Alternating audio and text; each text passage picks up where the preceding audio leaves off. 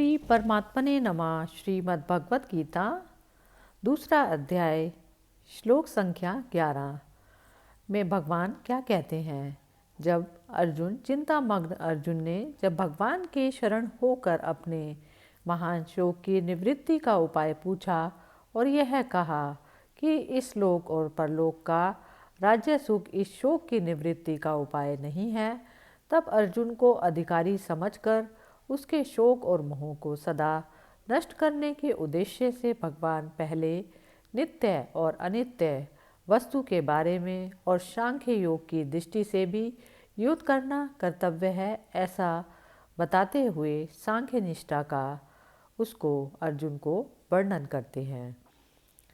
श्री भगवान उवाच अशोच्यान वशोचस्त्वं प्रज्ञावान दानश्च भाषसे गतासूनश्च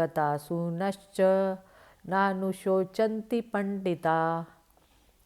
श्री भगवान बोले अर्जुन से, तू ना शोक करने योग्य मनुष्यों के लिए शोक करता है और पंडितों के से वचन को कहता है, परंतु जिनके प्राण चले गए हैं उनके लिए और जिनके प्राण नहीं गए उनके लिए भी पंडित जन शोक नहीं करते।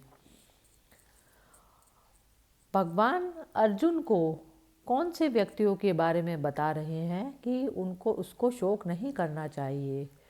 दोनों सेनाओं में अपने चाचा ताऊ बंधु बांधव और आचार्य आदि को देखते ही उनके नाश की आशंका से विषाद करते हुए अर्जुन ने प्रथम अध्याय के 28वें, 29वें और 30वें श्लोकों में अपनी स्थिति का वर्णन किया।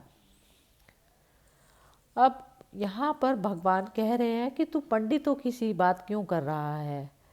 अब इसमें भगवान अर्जुन को यह बताते हैं कि कुल के नाश से उत्पन्न होने वाले महान पाप का वर्णन करते हुए अहंकार पूर्वक दुर्योधन आदि की नीचता और अपनी धर्मज्ञता की बात कहकर अनेकों प्रकार की युक्तियों से युद्ध का अनुचित अर्जुन जो है सिद्ध करना चाहता है, उन्हीं सब वचनों को लक्ष्य कर कर भगवान ये वाली बात कह रहे हैं कि तुम पंडितों की सी बात कर रहे हो कि जिनके प्राण चले गए हैं उनको और जिनके प्राण नहीं गए उनके लिए भी पंडित जन शोक नहीं करते।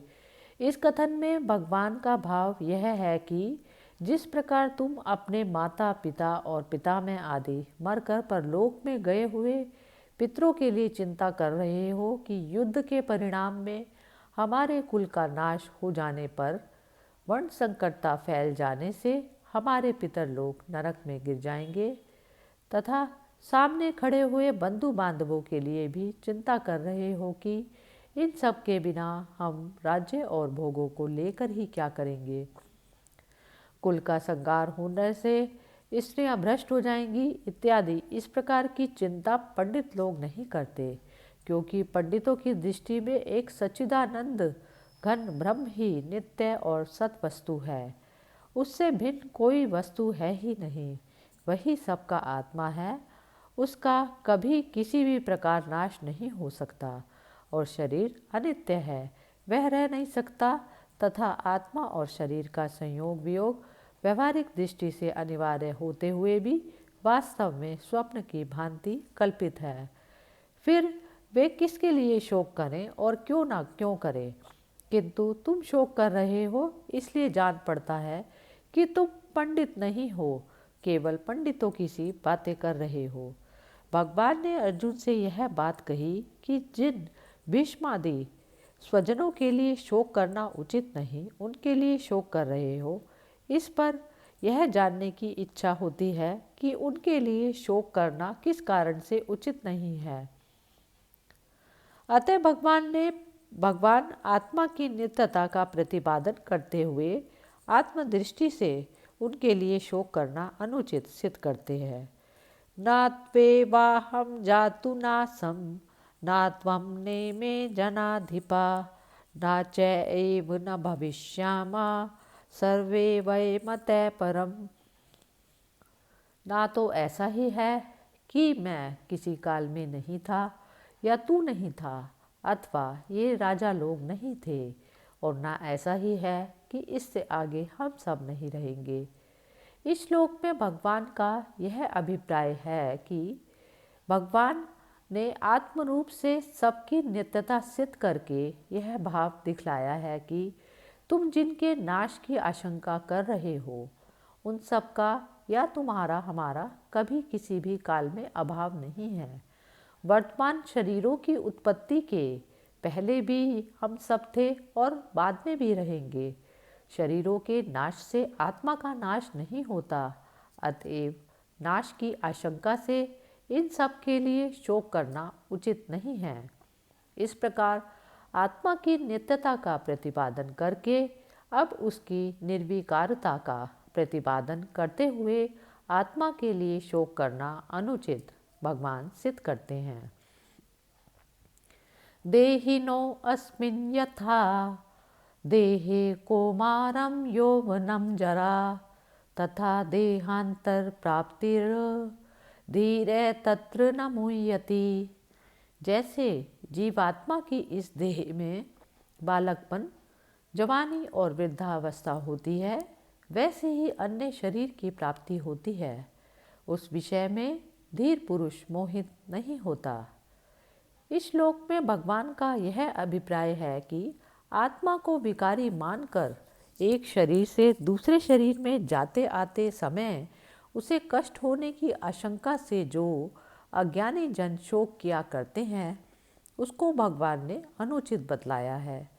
भगवान कहते हैं कि जिस प्रकार बालकपन, जवानी और जरा अवस्थाएं वास्तव में आत्मा की नहीं होती, स्थूल शरीर की होती हैं और आत्मा में उनका आरोप किया जाता है, उसी प्रकार एक शरीर से दूसरे शरीर में जाना आना भी वास्तविक आत्मा में नहीं होता, सूक्ष्म शरीर का ही होता है और उसका आरोप आत्मा में किया जाता है। अतएव इस तत्व को ना जानने वाले अज्ञानी जन ही देहांतर की प्राप्ति में शोक करते हैं, धीर पुरुष नहीं करते, क्योंकि उनकी दृष्टि में आत्मा का शरीर से कोई संबंध नहीं, इसलिए तुम्हारा शोक करना उचित नहीं है। इसमें भगवान ने आत्मा की नित्यता और निर्विकारता का व्याख्यान करके उसके लिए शोक करना अनुचित सिद्ध किया। उसे सुनकर यह जिज्ञासा होती है कि आत्मा नित्य और निर्विकार हो तो भी बंधु बांधव आदि के साथ होने वाले संयोग, वियोग आदि से सुख दुख आदि का प्रत्यक्ष अनुभव होता है, अतएव शोक हुए बिना कैसे रह सकता है। इस पर भगवान सब प्रकार के संयोग, वियोग आदि को अनित्य बताकर उनको सहन करने की आज्ञा देते हैं। मात्रा स्पर्शा तु कौन्तेय शीतोष्ण सुख दुःखदा आगमापायिनो नित्या तांस्तितिक्ष्व भारत।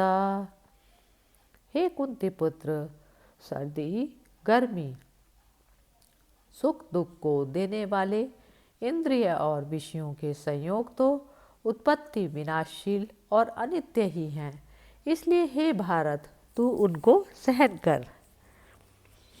यहाँ पर भगवान का क्या मतलब है? जिनके द्वारा किसी वस्तु का माप किया जाए, उसके स्वरूप का ज्ञान मात्र किया जाए, उसे मात्रा कहते हैं। अतः मात्रा से यहाँ अंतःकरण सहित सभी इंद्रियों का लक्ष्य है और स्पर्श कहते हैं संबंध या संयोग को। अंतःकरण सहित इंद्रियों का शब्द स्पर्श, रूप, रस, गंध आदि उनके विषयों के साथ जो संबंध है, उसी को यहाँ मात्रा स्पर्शा पद से व्यक्त किया गया है। शीत, उष्ण और सुख दुख शब्द यहाँ सभी द्वंद्वों के उपलक्षण हैं। विषय और इंद्रियों के संबंधों से शीतोष्ण सुख दुखदा कहकर भगवान ने यह भाव दिखलाया है कि वे समस्त विषय ही इंद्रियों के साथ संयोग होने पर शीत, उष्ण, राग, द्वेष, हर्ष, शोक, सुख दुख, अनुकूलता, प्रतिकूलता आदि समस्त द्वंद्वों को उत्पन्न करने वाले हैं। उनमें नित्यत्व बुद्धि होने से ही नाना प्रकार के विकारों की उत्पत्ति होती है। अतएव उनको अनित्य समझकर उनके संग से तुम्हें किसी भी प्रकार विकार युक्त नहीं होना चाहिए। ऐसी आज्ञा देकर भगवान ने यह भाव दिखलाया है कि सुख दुख देने वाले जो इंद्रियों के विषयों के साथ संयोग है वे क्षणभंगुर और अनित्य है, इसलिए उनमें वास्तविक सुख का लेश भी नहीं है।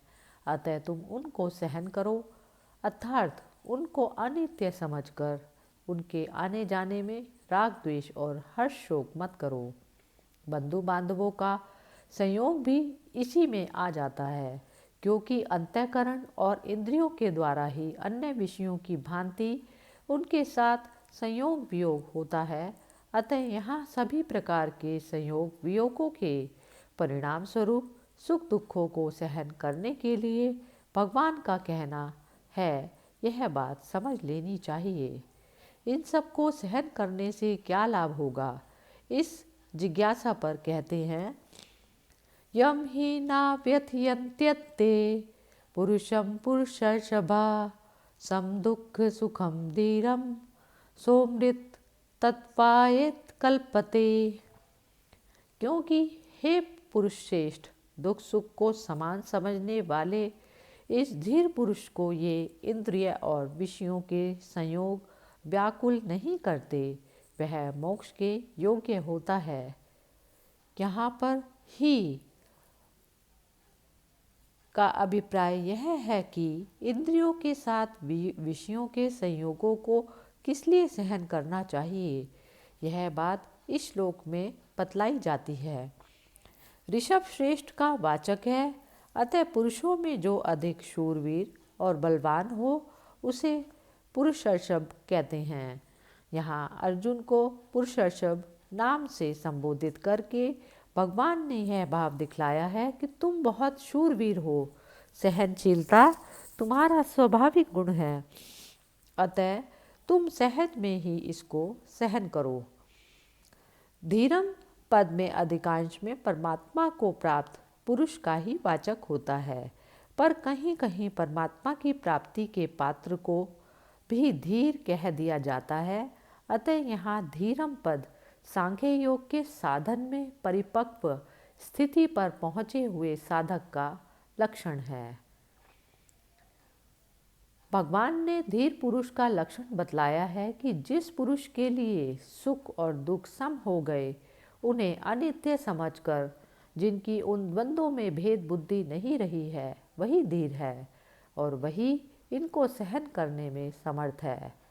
विषयों के साथ इंद्रियों के जो संयोग हैं, जिनके लिए पूर्व श्लोक में मात्रा स्पर्शा पद का प्रयोग किया गया, उन्हीं का वाचक यहाँ एते पद है।